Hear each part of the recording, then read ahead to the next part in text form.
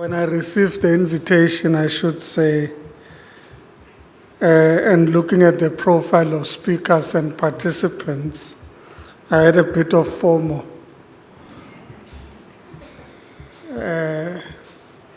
But listening to the parts of the previous session that I've listened to, I certainly feel like I'd rather be here than driving back to Parliament to vote. But then when it comes to Parliament and voting, you don't have much of a choice. It is a decision of the Chief Whip. Program Director, former President of the Republic of South Africa, Mr. Thabo Mbeki, the former Prime Minister of Australia, Mr. Tony Abbott, former Prime Minister of Mali, Mr. Moussa Mara, Speaker of the National Assembly, South Africa, Mr. Didiza, former Minister of Commerce and Industry in India, Mr. Anand Sharma, Chairman of the Observer Research Foundation in India, Mr. Sanjay Joshi, Chief Executive Officer of the Thabo Mbeki Foundation, Mr. Max Bokwana, distinguished guests, ladies and gentlemen. As representative of the Department of Trade, Industry and Competition in South Africa, and indeed the government of South Africa, it is an honor to be addressing you today at this year's second Cape Town Conversations. As you are aware, Africa is one of the world's fastest growing regions, rich in natural resources, with 60% of the globe's unused arable land, a youthful population, and a rising middle class.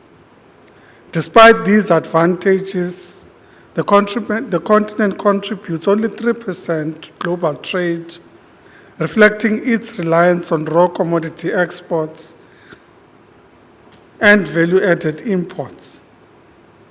This dependency, compounded by external shocks like fluctuating commodity prices, COVID-19, and the Russia-Ukraine conflict, underscores Africa's vulnerability and the urgent need for economic resilience. Therefore, to unlock its potential, Africa should address structural challenges such as inadequate infrastructure, fragmented markets, and limited industrial diversification. Fortunately, the Africa Continental Free Trade Area offers a transformative opportunity by integrating markets, boosting intra-Africa trade, and promoting industrial development. As the Department of Trade, Industry and Competition, we are clear in championing South Africa's role towards a development integration approach under the Africa Continental Free Trade Agreement, which aims to combine market integration with infrastructure and industrial growth in laying the foundation for realizing Africa's Agenda 2063 goals. Ladies and gentlemen, undoubtedly, developing countries rich in critical minerals have a unique opportunity to benefit from two significant trends that can drive their sustainable development, namely the energy transition and the digital economy. According to the International Energy Agency, global demand for minerals such as lithium for electric vehicles or selenium for solar cells is expected to triple by 2030 and quadruple by 2040.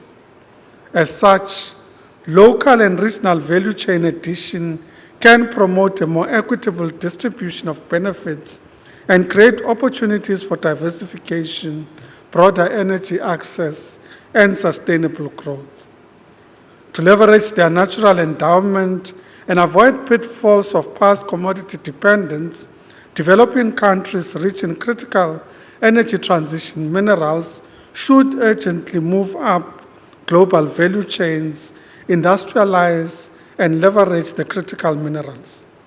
In this regard, the key policy question for South Africa, Africa, and the broader global South is whether colonial trade relations of extraction in developing countries and value addition in developed countries will contribute to economic growth and job creation for the development of the people under whose soil these minerals reside. From an economic perspective, the answer is unambiguous. Although some mining activities can be labor-intensive, the actual number of people employed is often a small share of total employment. For example, South Africa's iron ore mining accounts for approximately 21,000 jobs. By comparison, the steel manufacturing and downstream value-added sectors account for about 362,000 jobs at present.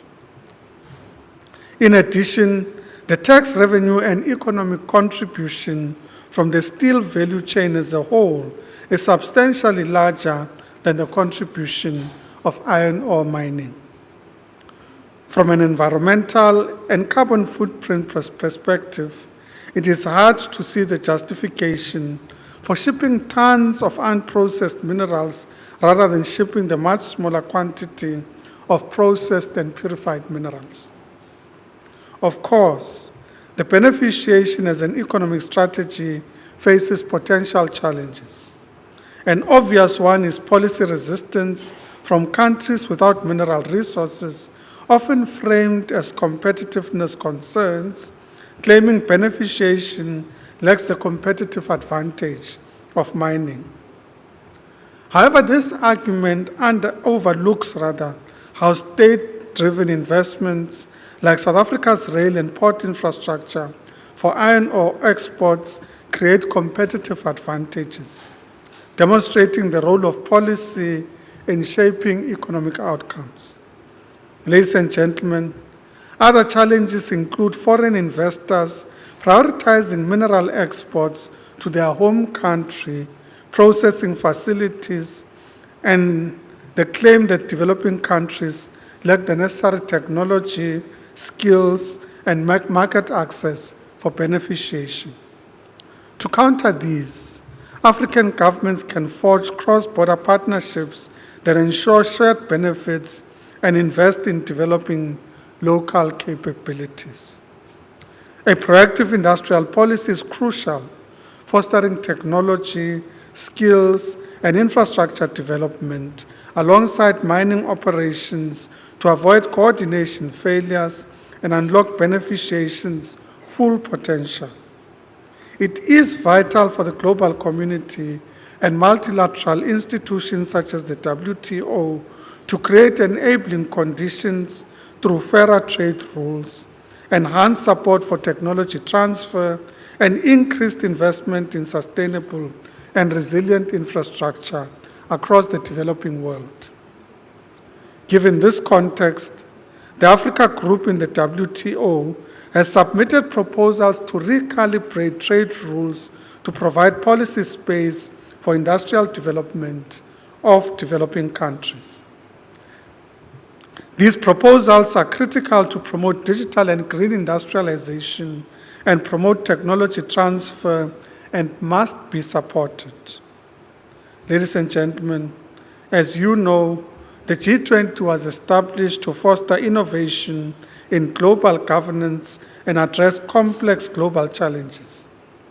South Africa assumes the G20 presidency at a time of escalating geopolitical tensions, climate crisis, fragmented supply chains, and widening inequality. These dynamics have exacerbated feelings of exclusion and discontent, leading many countries to adopt trade restrictive and industrial policies, often to the detriment of developing countries. African countries are particularly affected due to their reliance on commodities, heightened climate risks, food insecurity, and mounting debt.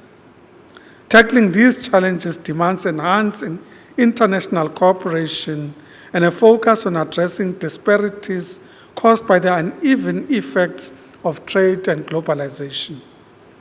Reforming the global governance framework is critical as the current multilateral system predominantly serves developed countries. Meaningful participation of developing nations in global trade and economic development is essential for fostering cooperation and sustainable progress. Program Director, as a forum for the world's largest economies, the G20 should ideally address pressing environmental, social, and economic challenges. Policies promoting sustainable development, green industrialization, and local value addition are key, particularly in the transition to cleaner energy sources. Investments in developing countries must move beyond resource extraction to beneficiation and value creation at source. Under the theme, Fostering Solidarity, Equality and Sustainability, South Africa's G20 presidency from December 2024 to November 2025 will focus on 4 priorities within the Trade and Investment Working Group. 1, promoting inclusive trade and growth through a G20 Africa cooperation agenda. 2, advancing a responsive trade and investment agenda for global commons. 3, developing a G20 framework on green industrialization and value addition. And 4, pursuing WTO reform and a focus on development. Ladies and gentlemen, as the DTIC family, once again we thank the Thabo Mbeki Foundation for inviting us to participate at the 2nd Cape Town Conversations. As South Africa begins preparations to host the G20 presidency, it is gratifying that we will seek to guide the G20 towards a more inclusive and sustainable global development agenda that supports balanced growth, shared prosperity, and the industrialization and reindustrialization of Africa. This will be premised on our objective of investing into beneficiation of our critical minerals with a regional approach in mind. Thank you very much.